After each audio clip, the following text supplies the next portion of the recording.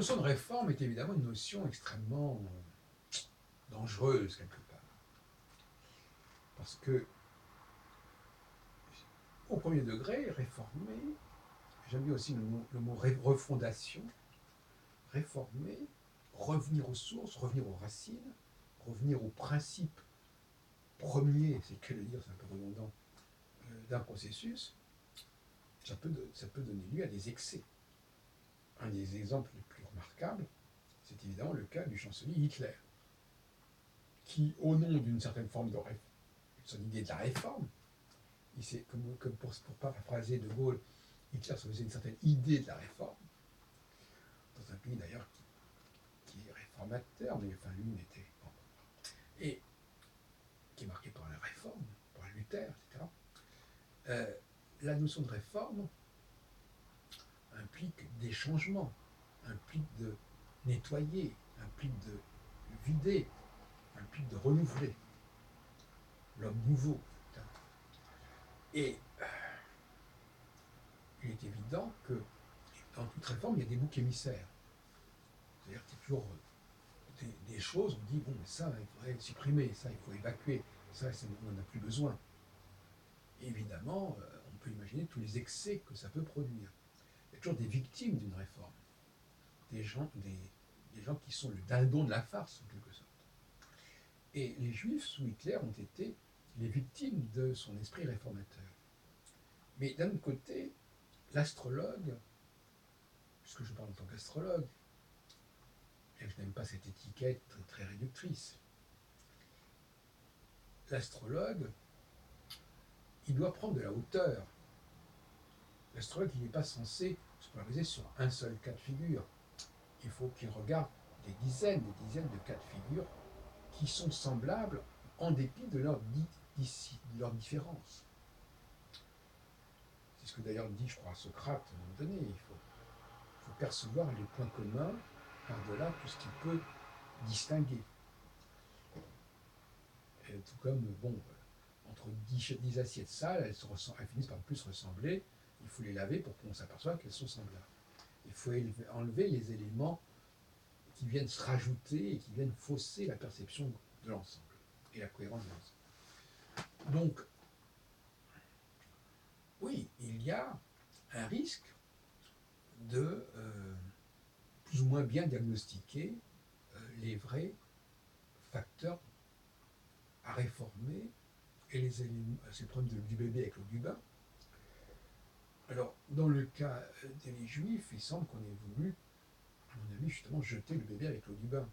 Parce que les Juifs sont comme c'était un élément absolument essentiel de la société allemande, et il ne fallait quand même pas les considérer comme des éléments dont on pouvait se débarrasser comme ça. Mais ça, c'est un débat. De toute façon, la réforme, ça n'est jamais. Il y a toujours des dégâts dans une réforme. En tout cas, il y a toujours des victimes. Ça, c'est inévitable, et chaque personne devait être une victime de la réforme. Mais elle est nécessaire, et le peuple allemand, sans vouloir que l'excuser, le peuple allemand a eu une certaine satisfaction à dire, ben voilà, il n'y a plus qu'à faire ceci, il n'y a plus qu'à éliminer cela, et ça ira beaucoup mieux, on retrouvera une pureté, une authenticité qui nous a été volée, ou qui s'était dissipée, ou qui s'était embrouillée. Moi, je ne peux pas contester le goût de la réforme, même quand elle prend des allures absolument atroces.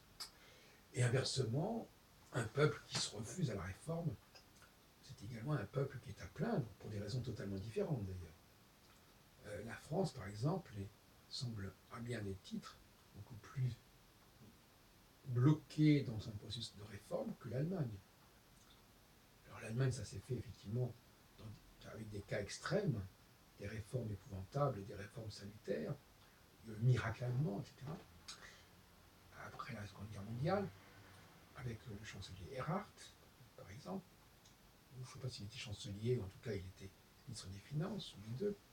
Et la France a évité probablement certains déchirements, mais elle a également perdu des occasions. Cela dit, si on prend par exemple la révocation de l'édit de Nantes en 1685 par Louis XIV, c'est une réforme. C'est le cas de le dire, puisque ça s'adressait justement à l'encontre des réformateurs et de la population protestante. Enfin, non, je plaisante. Mais je veux dire qu'on a vu ce que ça a donné. La France, c'est. Et d'ailleurs, je pense que d'une certaine manière, la révolution de l'édit de Nantes annonce les comportements de Hitler. Euh, 150 ans un peu avant. Et, ben oui, c'est 150 ans, attendez, 250 ans plus tôt. Il faut le dire comme ça.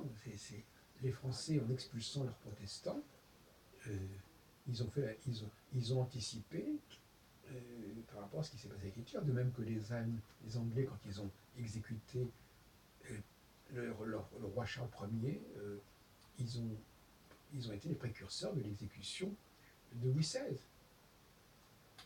Et dans tous les cas de figure, c'est toujours la même chose. Il s'agit de trouver une victime expiatoire, parce que la réforme, quelque part, c'est toujours la victime expiatoire. Dans le colloque que nous organisons les 17 et 18, ou le 16 et 17 avril à Paris, sur la réforme de l'astrologie, c'est toujours la même chose. Quelles sont les choses à désigner dont on doit pouvoir se passer? Le changement, c'est jamais simplement une question d'additionner quelque chose ou d'ajouter quelque chose. C'est aussi le fait d'enlever quelque chose, d'évacuer quelque chose. Notamment les redondances, les doubles emplois, les choses qui embrouillent, qui créent de la confusion.